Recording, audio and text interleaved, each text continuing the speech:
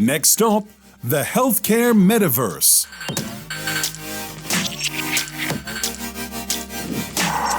Moderated by Jane Thompson, Kasei Holdings.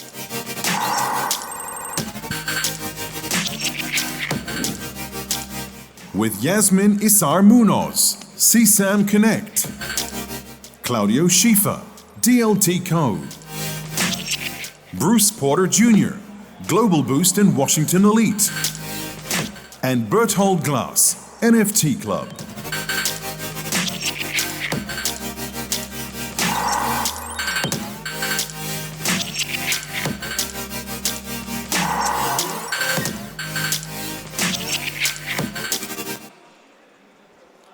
Hi everyone, and thanks for staying for the Health in the Metaverse panel. It's going to be a great panel. It's a really good topic, and we've got some good speakers here. And there's another health panel after this, so all you die-hard health people, stick around here. So what is this health in the metaverse? I thought it was just all gaming. Like, am I going to go and consult with Dr. Frog? I mean, what is health in the metaverse really going to look like? I actually thought about this, and I think if we look at things like collaboration, clinical care, monetization of data, education, there's so many ways that the metaverse could be applied to healthcare.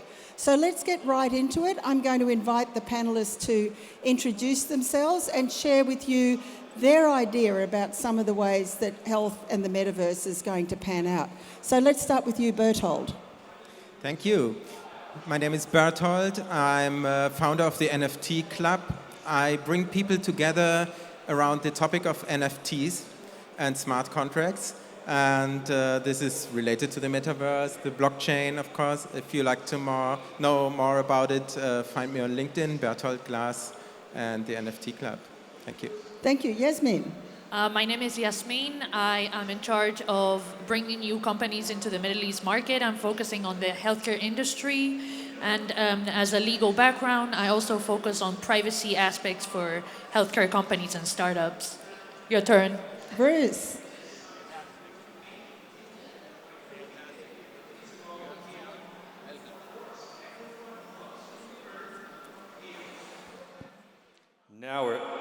Now we're live.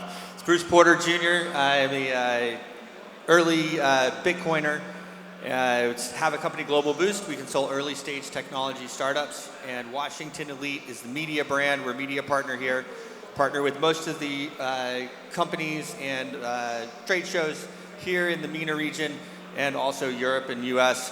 The metaverse is really just taking off, and the healthcare in the metaverse is going to be absolutely something that we see with the cocooning with COVID, and already we're doing these interviews online and everything else, and it's going to be just huge. Yeah, thanks, Bruce. So why don't you kick off? Because the first question that I wanted to ask the panelists is to just share with you their idea of what could be going on in healthcare in the metaverse. So, Bruce, you gave a perfect introduction to that, so why don't you take the floor? Well, thank you so much. Very nice to see you again as well.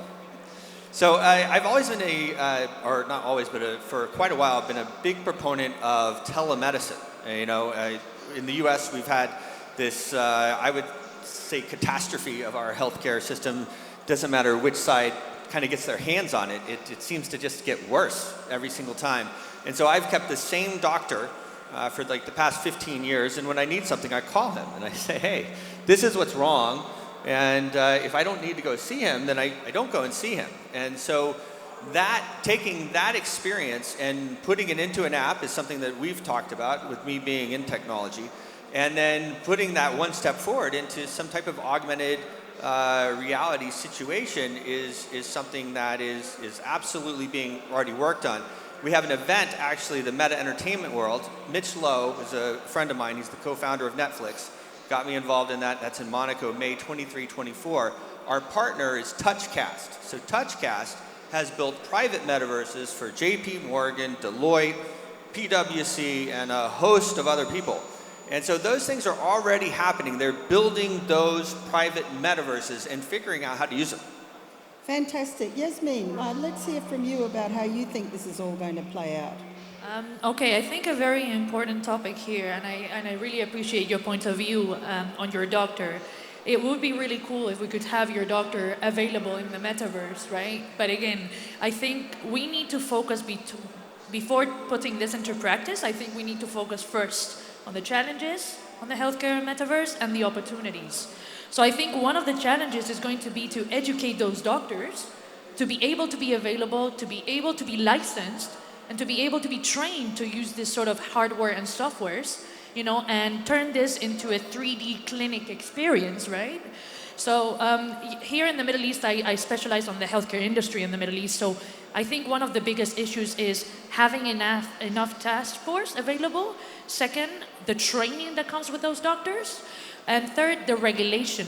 We don't have exact regulation. Actually, there's a lack of regulation for the metaverse itself. It's already hard to get it for digital health. So I think the step would also be trying to get the regulation as a base, as a benchmark, and then be able what we can do about that. Yeah? Thank you. So Berthold, let's hear from you. Yeah, I think, first of all, Metaverse is a technology, and it is what you make out of it, the use cases, the utilities. And I think today the Metaverse is like was in a stadium was the internet was 20 years ago. It's super slow, it's super expensive, nobody really knows how to use it, but this will develop like the internet developed.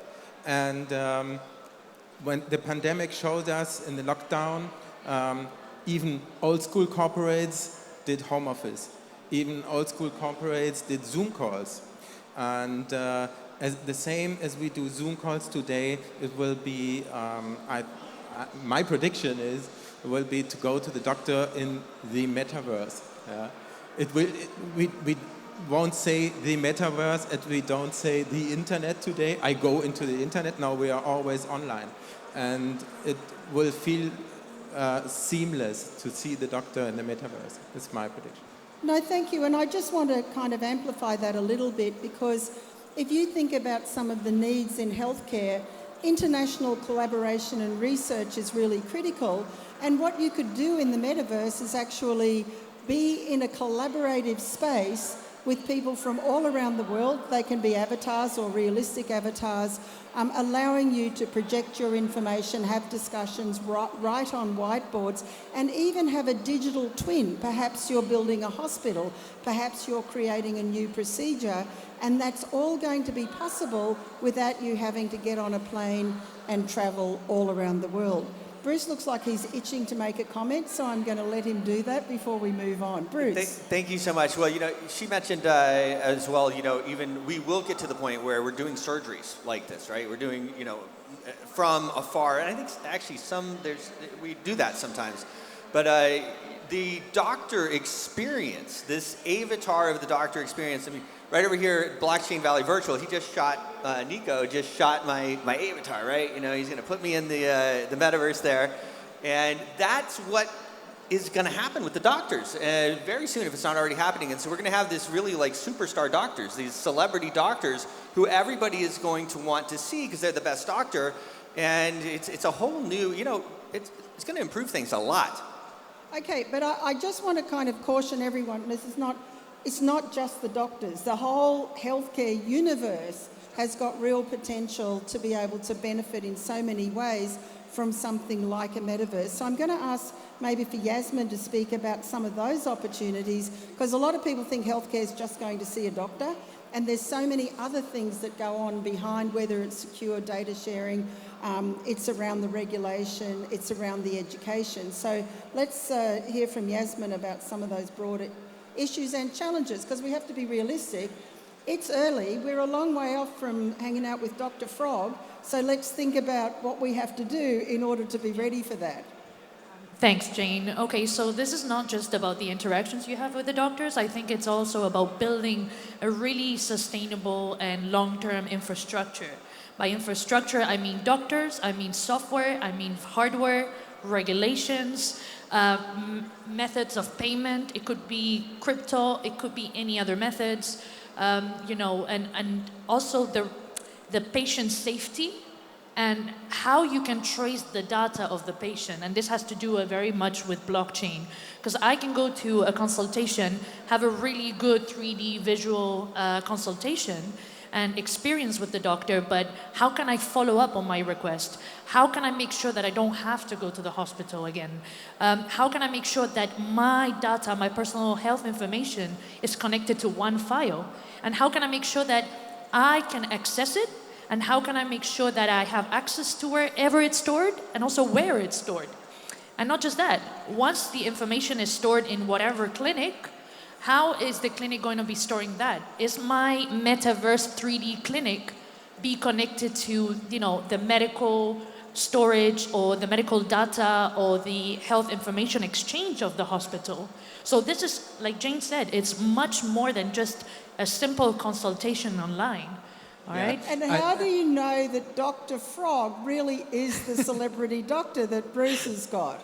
So identity and KYC in the metaverse is going to be a really that's important going to be important. issue. And AML. Just kidding. And I like what you say, Yasmin, with the data privacy.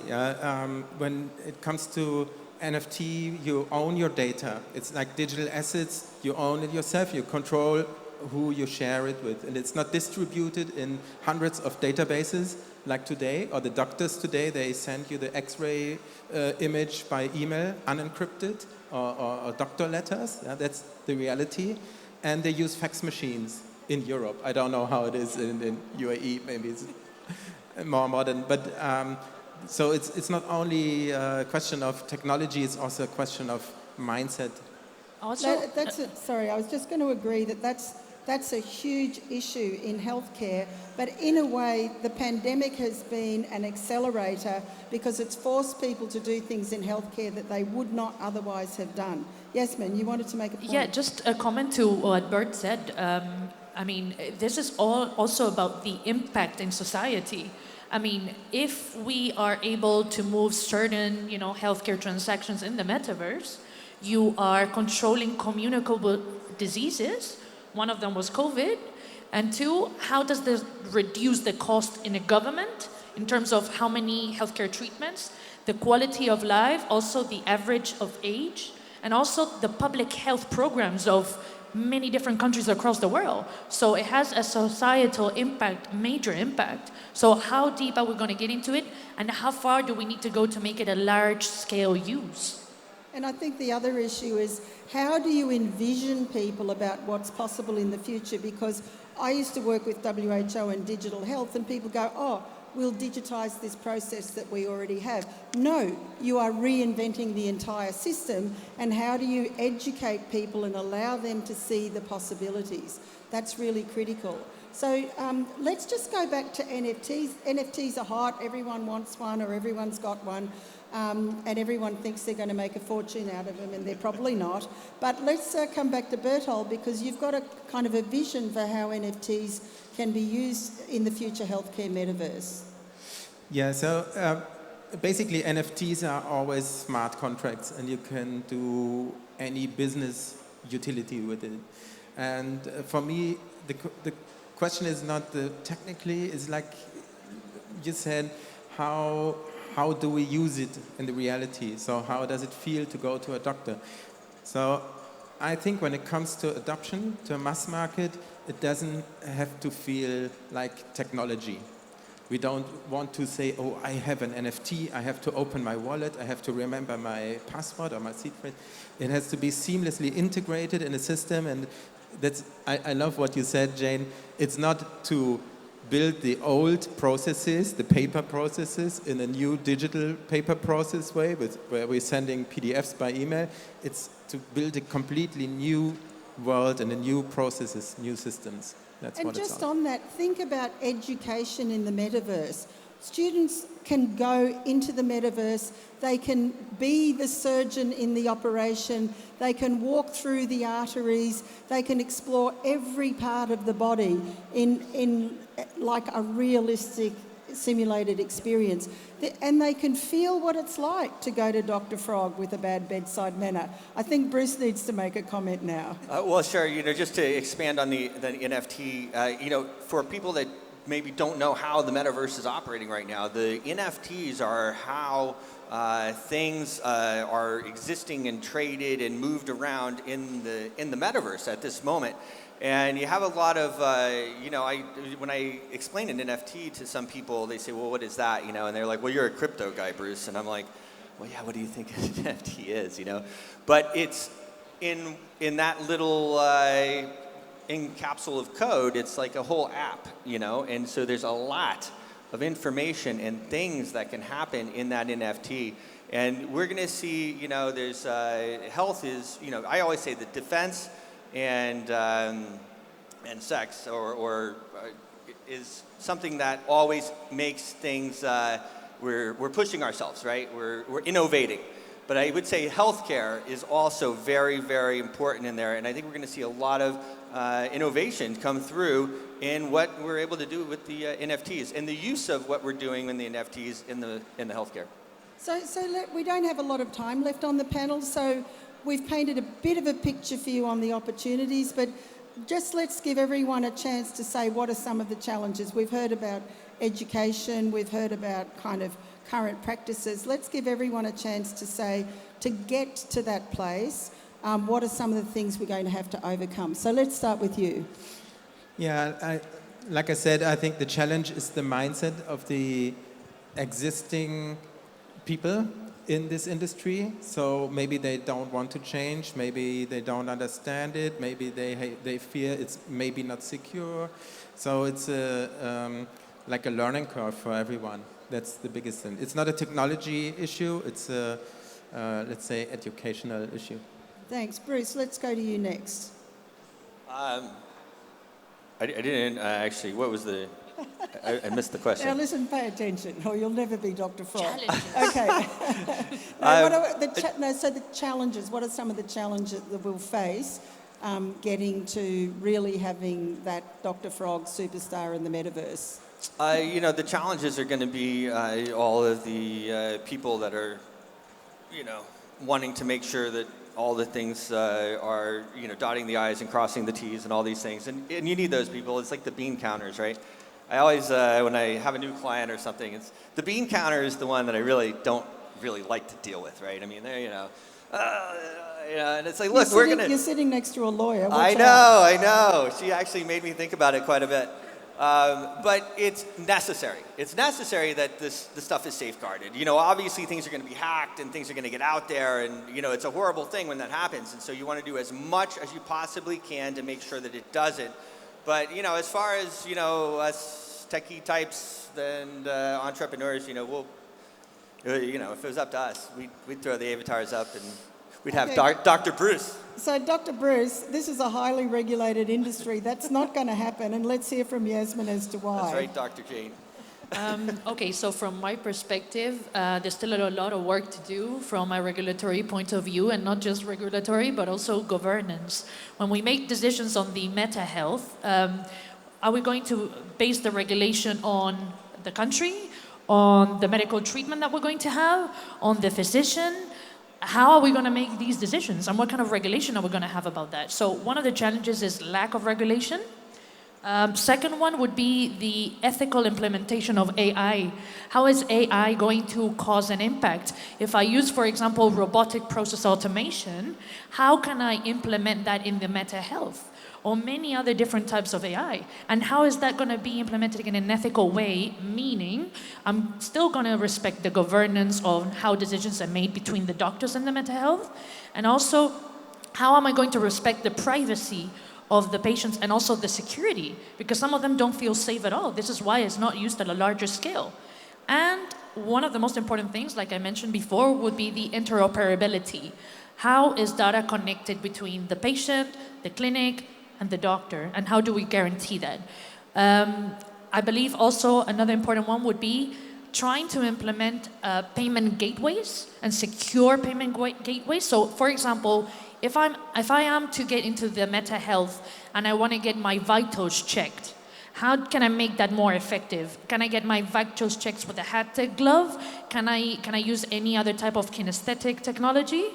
And also, in case I want to pay for my treatment in the metaverse, in the meta health, how can I make sure that I can use certain cryptos? If I have some cryptos available, how can I pay for my treatment? Is that type of clinic, are they going to allow it? Is the crypto going to be recognized? Again, can I trace my payments in crypto? So this is, I think you can expand on this, Bert. It's really important. Time is up now, so you've got nothing more to say. But thank you very much. So what I want to do, I'm going to do the overtime for 1 second because Yasmin mentioned it, but it's really important to think about ethics in the metaverse, particularly in a healthcare metaverse. I mean, do avatars have human rights? Dr. Bruce, I don't know the answer to that. Should we be allowing children? How do we look after people's mental health in the metaverse? There's so many ethical issues that are going to need to be addressed as we're thinking about the healthcare metaverse. And this is like blinking at me in red. I want to thank our panel. I want to thank you for being here and listening to this panel. You can see this is a huge topic and there's so much more to do and think about. Thank you for joining us. Thank you, Jane, for moderating. Thank you. Thank you, and thank you, AIBC